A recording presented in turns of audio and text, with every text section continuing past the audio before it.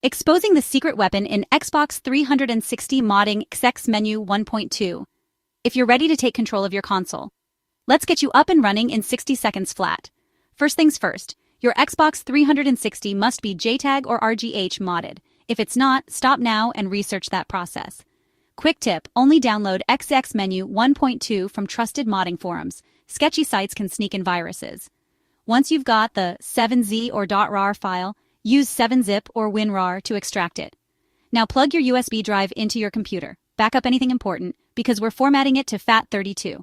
Create a folder called Content, then inside that, another named 16 zeros. Just type 0000000000000000000. Drag the code 9999 folder from XeXMenu into there. Eject your USB, plug it into your Xbox, and turn it on. Head to Games, you'll spot XeXMenu 1.2. Fire it up. Pro tip, copy XeXMenu to your hard drive for faster access later. Inside XeXMenu, use the D-pad to browse files, press Y for options, and back if you get lost.